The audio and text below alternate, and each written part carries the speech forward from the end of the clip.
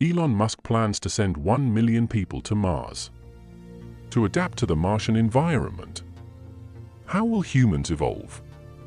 When we talk about colonizing Mars, many people focus on rocket technology, but there's a more intriguing question that almost no one has explored in depth. If humans actually lived on Mars for hundreds or even thousands of years, what changes would occur in our bodies? What new abilities would we evolve? In the coming segment, I'll take you through Mars' harsh environment, analyze the adaptive traits humans might develop, and explore some more radical genetic modification proposals. This journey may completely overturn your understanding of what it means to be human. To understand how humans might change on Mars, we first need to figure out just how terrifying the Martian environment really is. Only after understanding this will you grasp why adapting to Mars is such a daunting challenge. Mars is one of the nearest Earth-like planets in the solar system. Visually, it appears an unsettling shade of red. This is because the Martian surface is covered in vast amounts of iron oxide, commonly known as rust. The planet has a diameter of approximately 6,787 kilometers, roughly half that of Earth, and its mass is only 10.7% of Earth's. But the most critical figure is that its surface gravity is just 38% of Earth's. This means that a person weighing 100 pounds on Earth would weigh only 38 pounds on Mars. It sounds appealing, but it could be the beginning of a disaster. We'll discuss this in detail later. Let us take a look at Mars' atmosphere. Mars' atmospheric density is only about 1% of Earth's. What does this mean? Standard atmospheric pressure at Earth's surface is 101.3 kilopascals, while at Mars' surface it's only about 600 pascals, roughly 0.6% of Earth's. If you were exposed to the Martian atmosphere without any protective gear, your lungs would burst due to the pressure difference between the inside and outside. Your blood vessels would rupture, and your skin would swell severely. This is why, in science fiction movies, astronauts always wear bulky spacesuits. On Mars, you wouldn't even be able to speak loudly, because the distant sound travels in the thin atmosphere is only 1.5% of what it is on Earth. Imagine this. On Mars, you're essentially in a silent prison. The composition of the Martian atmosphere is also disheartening. It consists mainly of carbon dioxide, which makes up 95.3% by volume.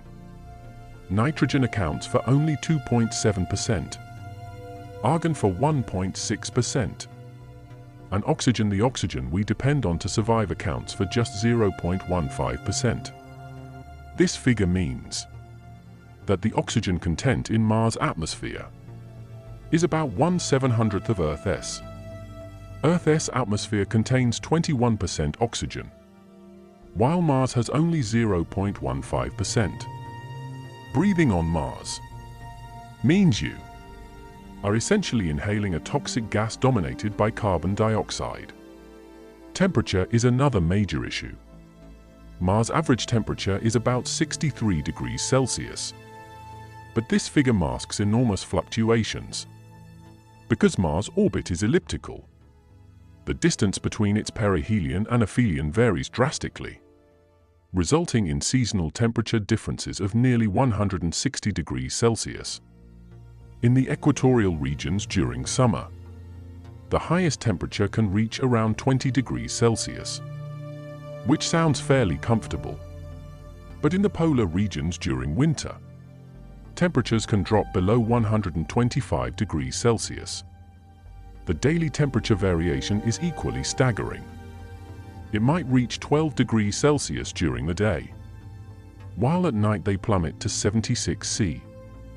On Mars, the temperature fluctuations you'd experience could be more extreme than anywhere on Earth. But the most lethal threat comes from radiation. Mars lacks a global magnetic field, and doesn't have a thick atmosphere like Earth's to block cosmic rays and solar radiation. This means radiation levels on the Martian surface are tens or even hundreds of times higher than on Earth's surface. A single round-trip journey from Earth to Mars, the radiation dose an astronaut receives, is roughly equivalent to undergoing several hundred chest X-rays.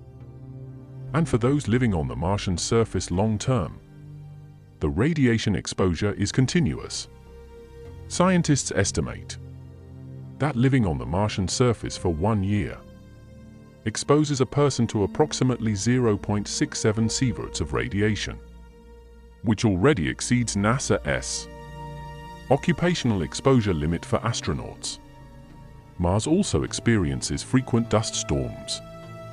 These dust storms can blanket the entire planet and last for months or even years. A Martian dust storm in 1971 led astronomers on Earth to mistakenly believe that the canals on Mars had been obscured by the storm. These dust particles are extremely fine, measuring only a few micrometers in diameter. They can remain suspended in the atmosphere, not only impairing visibility, but also eroding equipment and endangering the human respiratory system. With this knowledge, you can understand why Mars is often described as a red hell. Surviving in such an environment, humans face unprecedented survival challenges. And it is precisely these extreme conditions that may propel humanity onto an unprecedented path of evolution. Whether through natural evolution or deliberate genetic modification, a revolution in breathing, the super-evolution of lungs and blood. Now let us get to the point and discuss humanity's most immediate survival challenge on Mars: breathing. On Earth, we breathe every moment of every day, taking an average of about 20,000 breaths per day, and inhale roughly 15 cubic meters of air. But on Mars, even breathing is a luxury. First, the oxygen content in the Martian atmosphere is extremely low, only 0.15%. What does that mean? It means that with every breath you take, 99.85% is carbon dioxide, nitrogen, and argon, while only 0.15% is oxygen.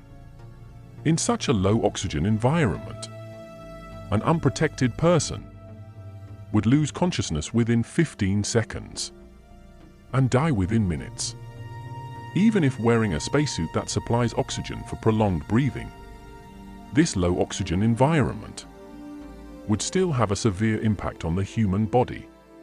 But suppose future Mars colonists possess some kind of oxygen-generating equipment, or have modified the Martian atmosphere.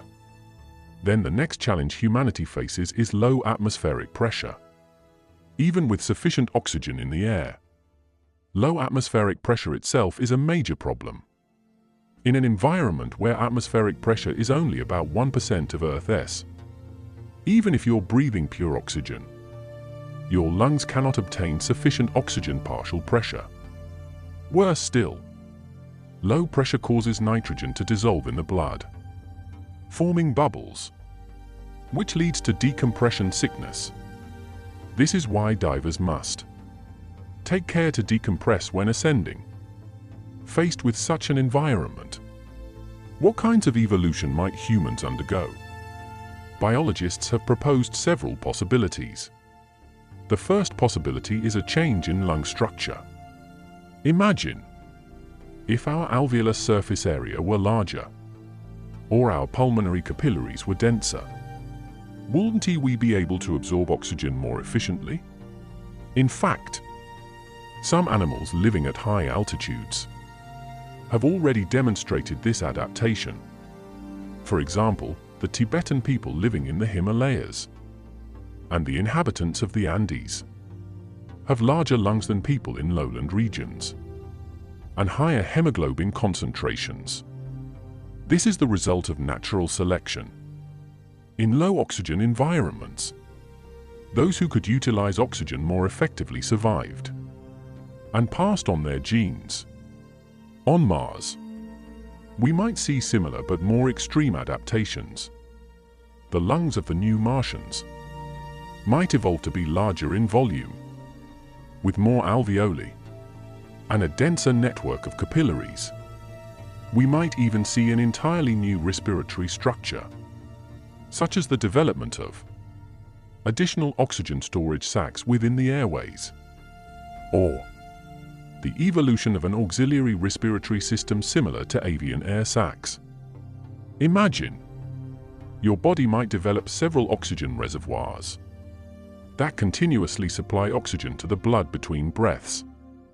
A second possibility is a fundamental change in the circulatory system.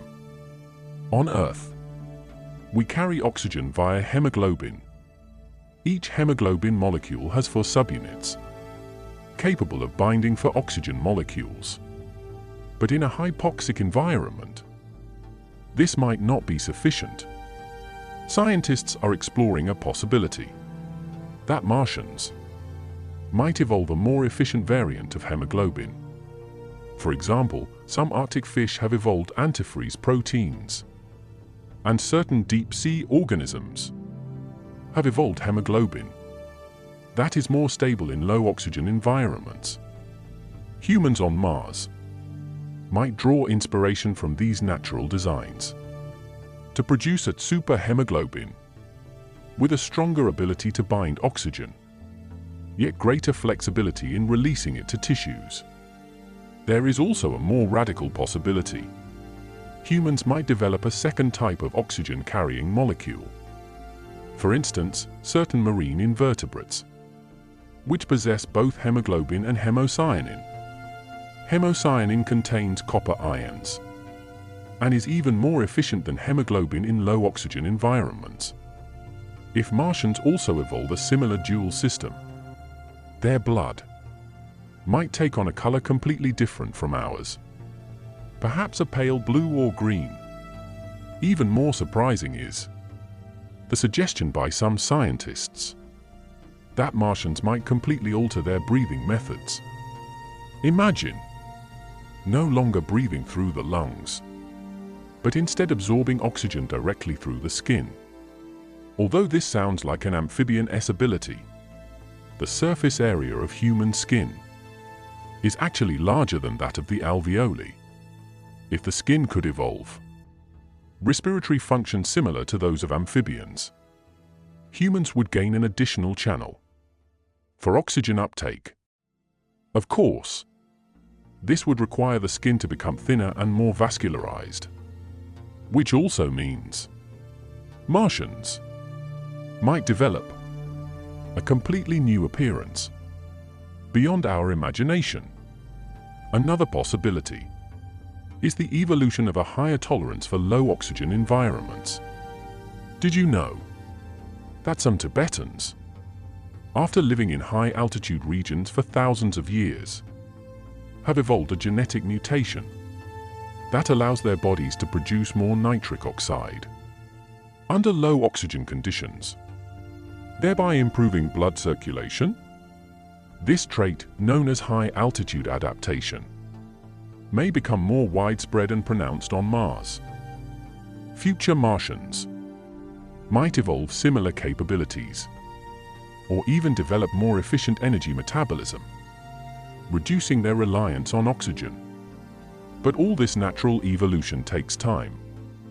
It may require thousands, or even tens of thousands of years of natural selection. In this process, genetic modification technology may play a more significant role. Scientists are already researching how to use genetic engineering to enhance human hypoxic adaptation, such as by activating the fetal hemoglobin gene. This hemoglobin, present during fetal development, binds to oxygen more strongly than adult hemoglobin, perhaps in the bodies of future Martians. Both fetal hemoglobin and adult hemoglobin will coexist, flexibly switching between them based on environmental demands. The transformation of the respiratory system is just the beginning. On Mars, every breath may be a test of survival, but it is precisely this extreme environment that may give rise to an entirely new way for humans to breathe. Imagine this. Tens of thousands of years from now, a Martian stands before you, their blue blood faintly visible beneath the skin. Their lung structure is completely different from ours. Every breath is a perfect dance with the environment. Is this still human? Of course, it is just a different form. Human bones and muscles redefine strength in low gravity. Now that we've discussed breathing, let us look at another equally important question. What will bones and muscles become on Mars? You might think that in an environment with only 38% of Earth's gravity, life would be a breeze. But in reality, this may be one of the most dangerous adaptation challenges. On Earth, our bones and muscles battle gravity every day. Standing, walking, running. Your muscles must constantly resist gravity. Your bones must bear the pressure of your body weight. This constant exercise keeps our bones dense and our muscles strong. According to research by osteologists, an adult's bones is renewed and rebuilt by about 10% each year. However, for bedridden patients or astronauts in microgravity environments, bone density can decrease by 1 to 2% within a month. Astronauts working on the International Space Station are a prime example. After living in the microgravity environment of space for several months, they often need to be carried when they return to Earth, because their bones and muscles have adapted to an environment where they no longer need to resist gravity. Astronauts lose an average of 1.5% of their bone density each month, and their muscle strength also declines significantly. They must engage in several hours of mandatory exercise daily to slow this deterioration. Now imagine if humans were to live on Mars for a lifetime, not just a few months, but decades or even generations. Mars' gravity is only 38% of Earth's. This means your current body weight would shrink to less than 40% of its original size. A 70-kilogram adult would weigh only about 27 kilograms on Mars. It sounds easy, but that is precisely the problem. In such a low-gravity environment, our bodies would assume we no longer need such strong bones and muscles. As a result, bones would become fragile, not as strong as steel, but as brittle as glass. Muscles would atrophy, especially the large weight-bearing muscle groups, such as the leg muscles, the gluteal muscles, and the muscles surrounding the spine. In the long term, this could lead to a type of bone disease we've never seen before. So, what abilities might humans on Mars evolve to cope with this challenge? One possibility is a fundamental change in bone structure. Scientists suggest that humans on Mars might evolve lighter, yet stronger bones. This may sound contradictory, but in fact, there are already examples of this in nature. Birds' bones are hollow, both light and strong. The bones of certain deep-sea fish are filled with fluid, with a density comparable to seawater, allowing them to easily withstand deep-sea pressure. Martians might draw inspiration from these natural designs and evolve a type of hollow bone filled with a... Imagine a Martian effortlessly lifting with a single finger, something that would require two people. to move on Earth. This isn't because they're stronger, but because their muscles are far more efficient than those of Earthlings. Here's an even more radical hypothesis. Martians might evolve a type of anti-gravity muscle that can actively counteract the negative effects of low gravity, much like Earthlings' sense of balance. On Mars, this muscle would work continuously to help the body maintain proper posture and mobility. Although we don't yet know exactly what this muscle would look like, one thing is certain: it would be unlike any muscle type we currently possess.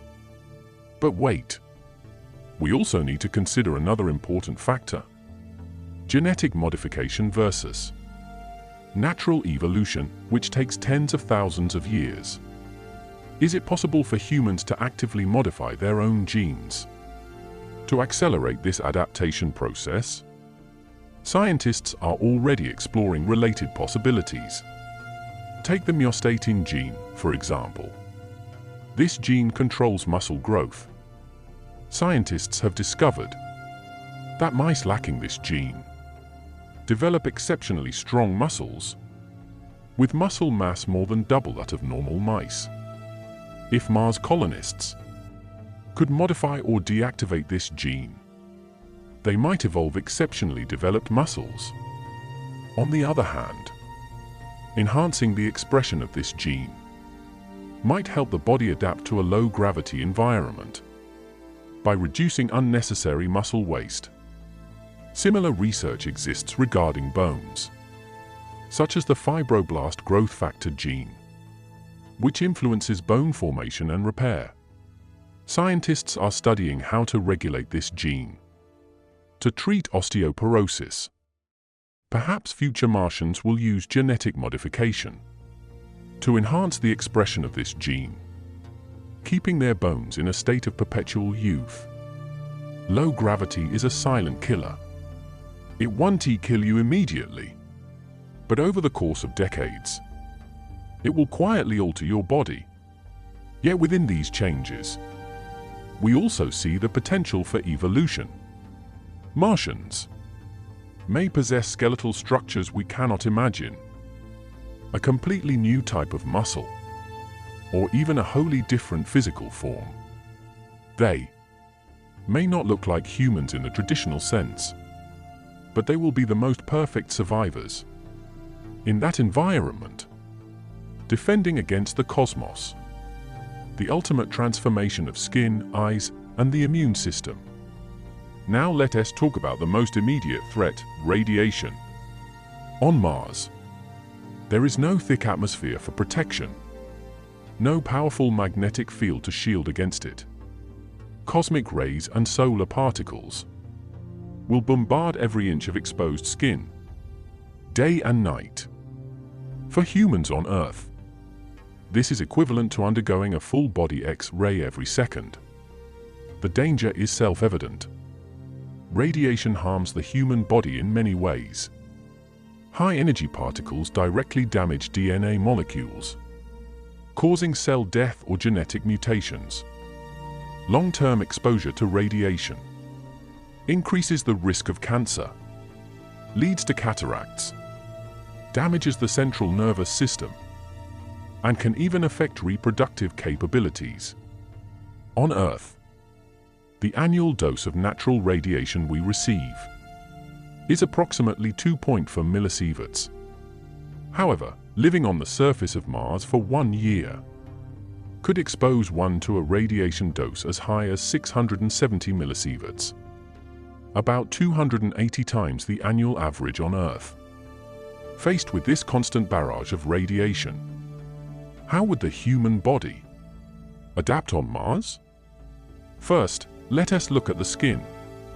Different ethnic groups on Earth have already demonstrated the skin's ability to adapt to ultraviolet radiation. Africans have darker skin containing more melanin, which effectively blocks UV rays, while Northern Europeans have lighter skin that allows more UV rays to penetrate. promoting vitamin D synthesis. Melanin acts as a natural sunscreen. It absorbs and scatters UV rays, preventing DNA damage. On Mars, this adaptation might be taken to the extreme. Martians might evolve an extremely dark complexion, darker than any existing human race on Earth. This is not a matter of aesthetics, but a necessity for survival. The melanin content in their skin could be dozens of times higher than that of black people on Earth, resulting in a color nearly as dark as charcoal. Such skin would not only block UV radiation, but also resist damage from cosmic rays. However, melanin is not the only defense mechanism. Some organisms, such as certain deep-sea fish and insects, have evolved more complex radiation-resistant mechanisms. For example, they contain special proteins that can automatically repair DNA after radiation damage. Martians might borrow relevant genes from these organisms to develop an automatic repair system. Whenever radiation damages cells, repair proteins would spring into action to restore the integrity of the DNA.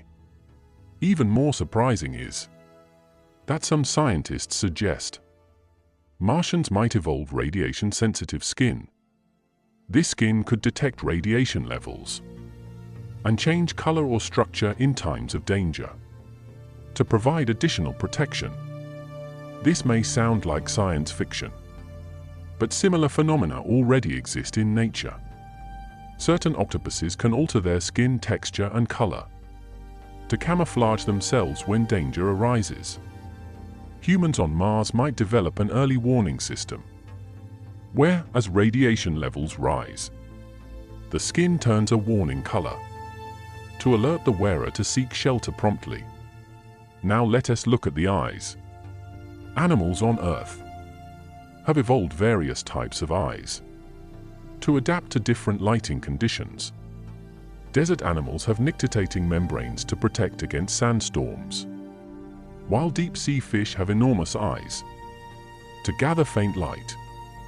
Some deep-sea creatures have even completely lost their eyes, since they serve no purpose in the darkness. On Mars, the challenges facing the eyes are multifaceted. First is radiation. Without the filtering effect of an atmosphere, all types of radiation strike the eyes directly, potentially causing cataracts and retinal damage. Second is light intensity. Mars receives only 43% of the solar radiation that Earth does, meaning light on Mars is much dimmer than on Earth. Third is dust. Tiny dust particles suspended in the air will constantly irritate the eyes. Martians may evolve a dual eye system. This does not mean that the two eyes are different from each other, but rather that each eye may possess two independent visual systems. One system adapts to the dimmer lighting conditions on Mars, similar to an owl's night vision. The other system possesses additional ultraviolet sensitivity. They would be able to see parts of the electromagnetic spectrum that we Earthlings cannot perceive. This isn't because they have superpowers, but because in this environment, possessing such abilities would be a survival advantage. An even more extreme possibility is a change in the structure of the eye itself. For example, the eye might evolve an additional eyelid, a transparent membrane, to protect the eyeball from dust and radiation.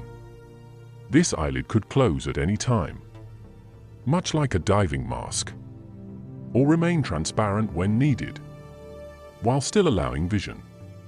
Perhaps Martians would also have larger eyeballs to capture more light, or their eyes might be deeply recessed into the sockets, with bones providing extra protection.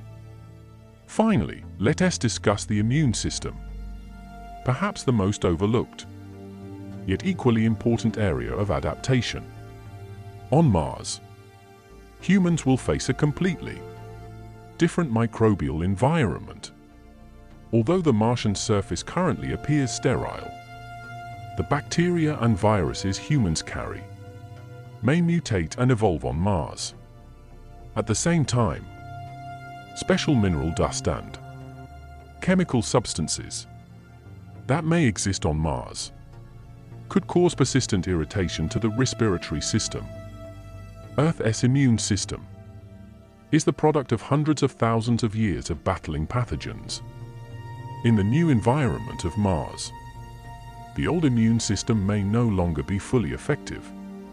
Martians may evolve a stronger non-specific immune response, a more universal and rapid defense mechanism.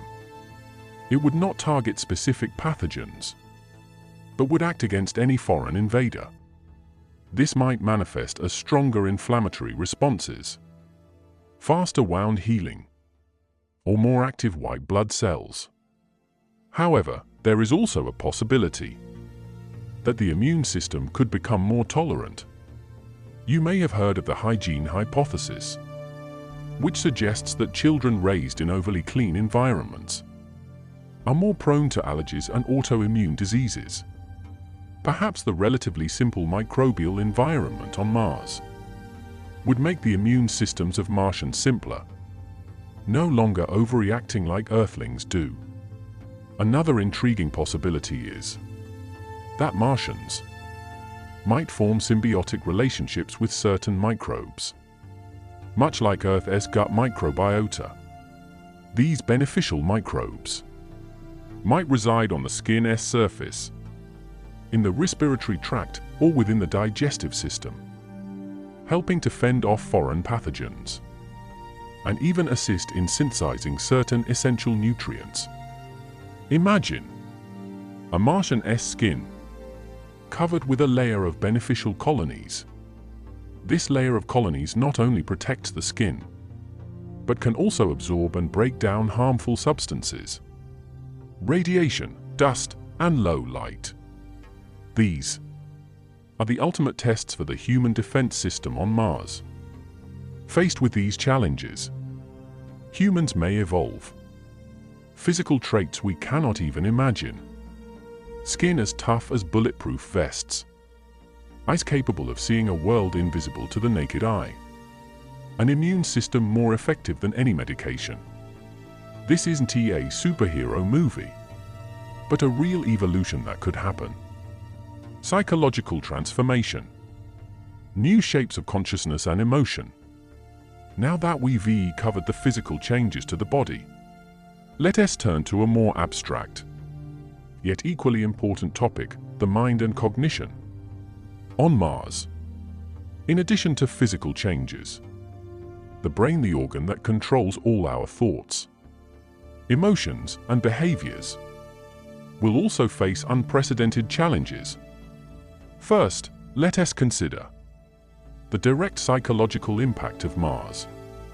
A Martian day is called a sol, lasting approximately 24 hours and 39 minutes, which is nearly identical to an Earth day.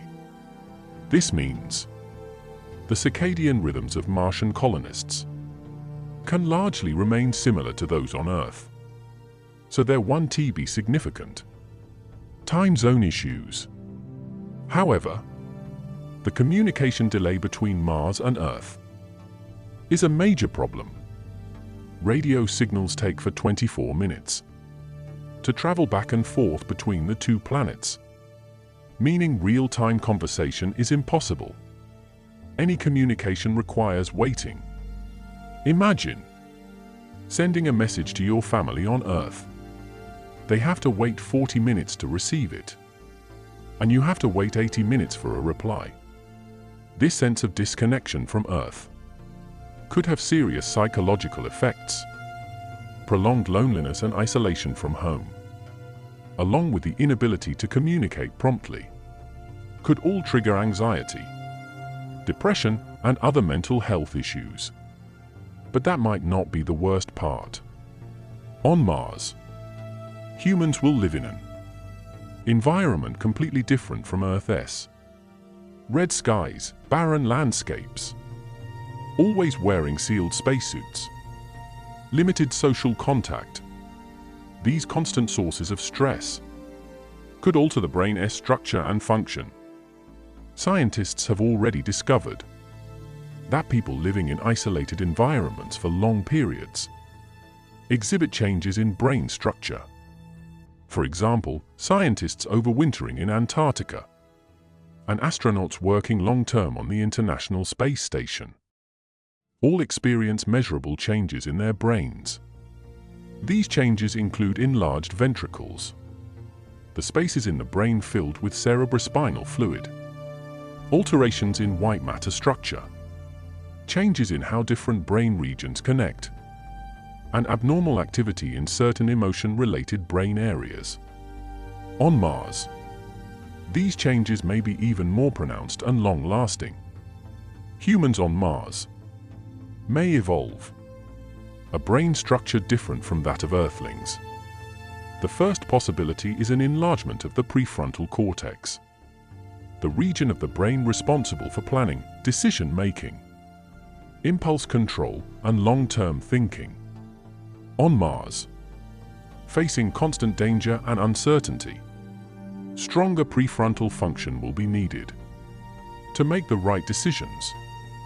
Perhaps Martians would evolve a larger prefrontal cortex, enabling them to remain calmer and more patient in times of crisis, and to excel at long-term planning. The second possibility involves changes in the emotional processing regions. Earthlings' emotional responses, fear, anxiety, and anger, have evolved over millions of years of survival struggles to help us cope with danger.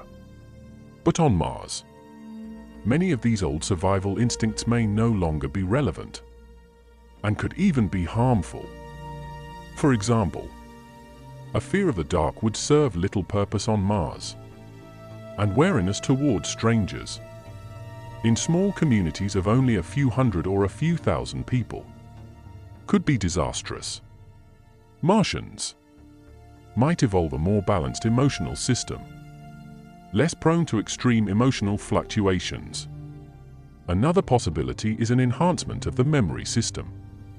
Martian colonists would need to remember vast amounts of information: how to operate equipment, how to handle various emergencies, the terrain and topography of Mars, and so on. Perhaps they will evolve stronger episodic memory capabilities, allowing them to recall past events more clearly.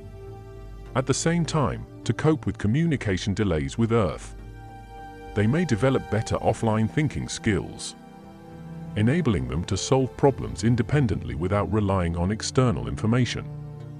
But among these psychological changes, the most intriguing may be the shift in social cognition. Humans on Earth are social animals. Our brains have, to a large extent, evolved to process social relationships, recognizing faces, understanding others' intentions, predicting others' behavior, and so on. But on Mars, the social environment is completely different. A colony might consist of only a few hundred people, where everyone knows one another.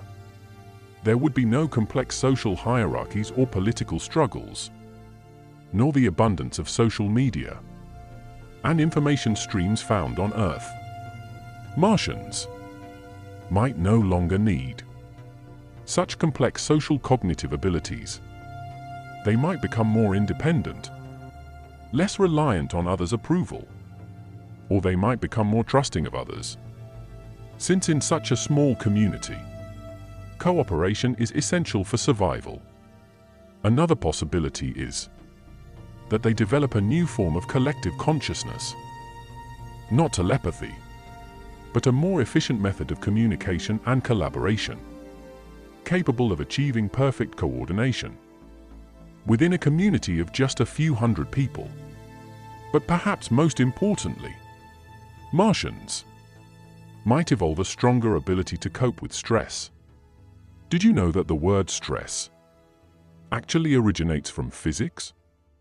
It describes the internal resistance an object exerts when subjected to an external force. When faced with stress, the human brain produces hormones like cortisol to help us cope with challenges.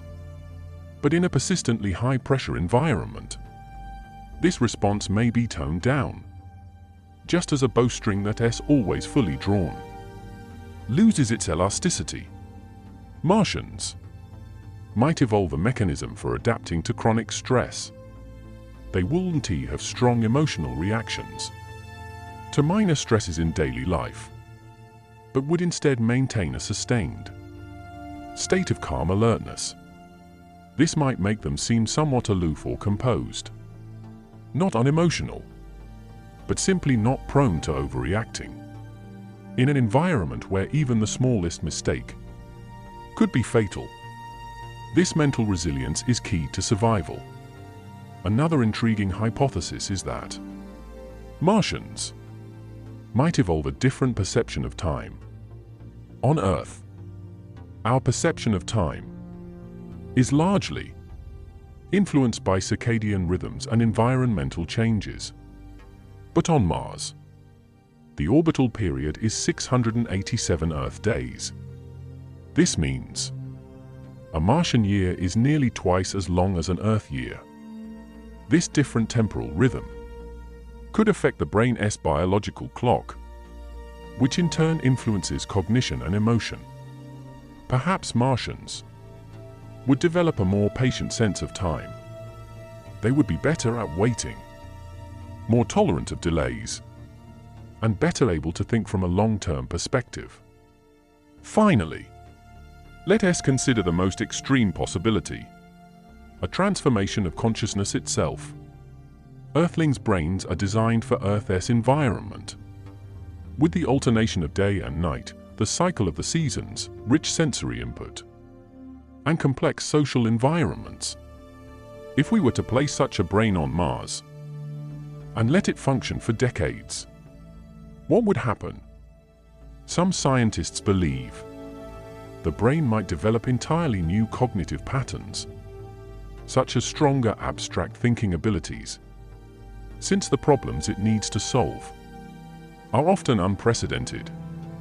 Better spatial reasoning, due to the need to understand three-dimensional habitat structures, or greater creative thinking, driven by the constant need to innovate in the face of new challenges. Perhaps Martians would become true thinkers. Their philosophy, science, and art might be completely different from ours. Psychological reshaping may be the slowest, yet the most profound adaptation process. Physical changes might be visible within a few generations, but psychological evolution could take millennia, perhaps tens of thousands of years. When all this comes to an end, humans on Mars may possess an entirely new consciousness, a mind born for the red planet.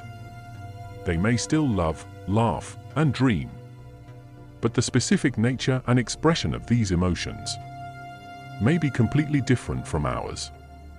Active evolution or passive modification? Which path will humanity choose? At this point, you might ask a question: will these changes occur naturally, or will humans actively reshape themselves? This is a crucial ethical and technological question, and a topic likely to spark intense debate. Natural evolution is a slow process. It took approximately 6 million years for humans to evolve from ancient African apes into modern humans. Throughout this process, environmental changes, mutations, and the cumulative selection of the fittest jointly shaped who we are today. If significant physical changes were to occur through natural evolution on Mars, it might take tens of thousands or even hundreds of thousands of years. 4. A colony with only a few hundred years of history. That is far too long.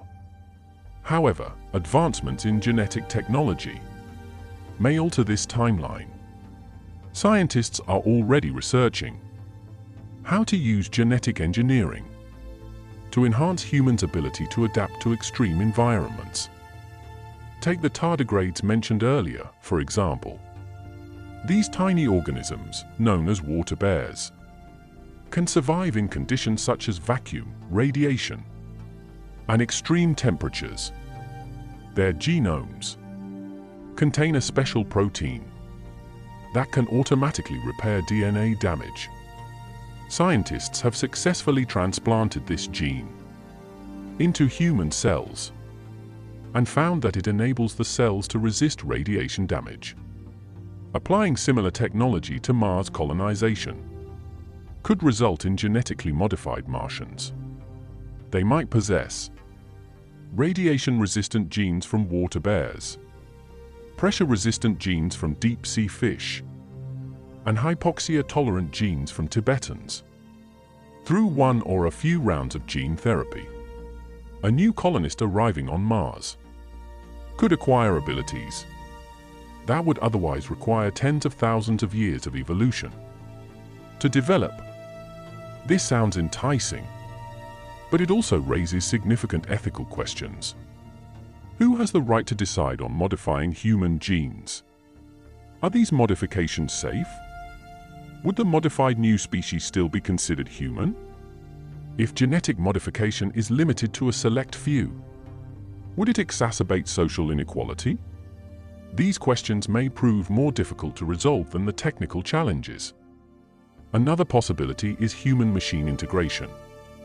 As technology advances, humans may enhance their physical capabilities through various implants and prosthetics, rather than altering their genes. For example, artificial gills that allow people to breathe freely on Mars, nanobots that automatically repair bones, and photovoltaic skin that directly converts radiation into energy. These technologies may be safer, more controllable, and more readily accepted by the public. In fact, we have already done this to some extent. Hearing aids effectively enhance our hearing, glasses correct our vision, and pacemakers take over some of the heart's functions. In the future, these technologies may become more invasive and more comprehensive, to the point where it becomes difficult to distinguish between a natural human and a modified human. Another possibility is the digital human. With the development of artificial intelligence and brain-computer interface technology, perhaps future humans will gradually abandon their physical bodies and instead reside in the digital world. If this trend accelerates during the era of Mars colonization, then the concept of evolution may become irrelevant. Humans will be able to directly design their own bodies, modifying them however they please. But no matter which path we choose, one thing is certain: Mars colonization will open a new chapter in human history. We will no longer be a single species, but will begin to diverge in multiple directions. Earth humans and Martian humans may become like ancient African apes and modern humans.